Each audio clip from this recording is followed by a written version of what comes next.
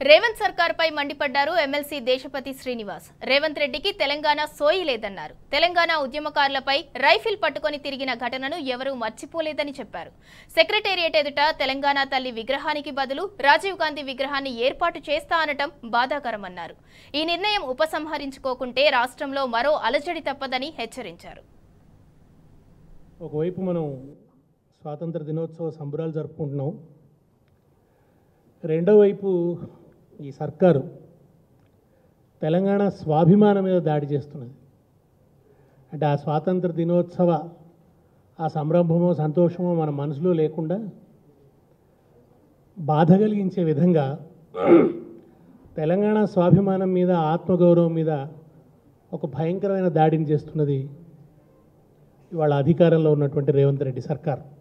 కాంగ్రెస్ ఏలుబడిలో ప్రాంతీయ అస్తిత్వాలకు, ఆకాంక్షలకు విలువ ఉండదు, గౌరవం ఉండదు అనేది చరిత్ర నిరూపించిన సత్యం. కాంగ్రెస్ పార్టీ అప్రజాస్వామిక పరిపాలన వల్లనే దేశంలో ప్రాంతీయ పార్టీలు ఉద్భవించవలసి వచ్చింది. ఆ కాంగ్రెస్ పార్టీ విధానాన్ని ఇవాళ ఈ రేవంత్ రెడ్డి సర్కార్ కూడా కొనసాగిస్తున్నది. ఇక రేవంత్ రెడ్డి గారి విషయానికి వస్తే ప్రత్యేకంగా ఆయనకు తెలంగాణ సోయి ఇసుమంతా కూడా లేదు. ఆయన వలసవాద మానసపుత్రుడు అనేది నిర్వివాద అంశం.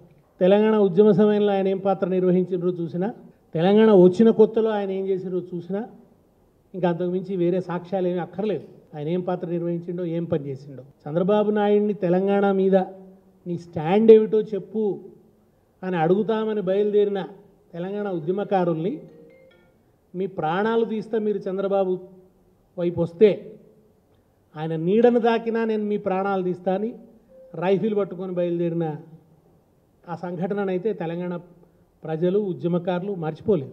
సరే, తెలంగాణ వచ్చిన తర్వాత ప్రభుత్వం పసిప్రాయంలో ఉండగానే ఆ ప్రభుత్వాన్ని పడగొట్టడం కోసం జరిగిన కుట్రలు, దాంట్లో ఆయన నిర్వహించినటువంటి పాత్ర అది అందరికీ కళ్ళ ముందట ఉన్నటువంటి ఒక వాస్తవం.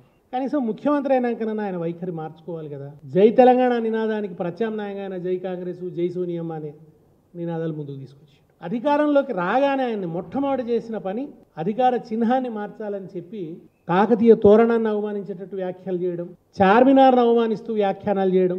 ప్రజలు ప్రతిఘటించారు కనుక ఏ కారణం చేతనో మొత్తానికి కొంచెం వెనక్కు తగ్గింది.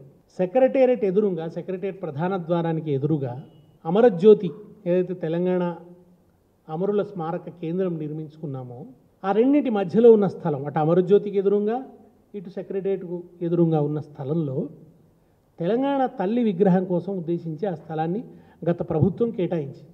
ఇవాళ అక్కడ ఆయన రాజీవ్ గాంధీ విగ్రహాన్ని ప్రతిష్ఠిస్తానంటున్నాడు. ఆ సెక్రటేరియట్కు అమరజ్యోతికి మధ్యనున్న స్థలంలో అది తెలంగాణ తల్లిని అక్కడ పెడితే సమంజసంగా ఉంటుంది. అది తెలంగాణ స్వాభిమానానికి గుర్తుగా ఉంటుంది, తెలంగాణ ఆత్మగౌరవానికి గుర్తుగా ఉంటుంది. ఆ తల్లి తెలంగాణ పరిపాలనను, తెలంగాణ ప్రజల్ని ఆశీర్వదిస్తున్నట్టుగా ఉంటుంది.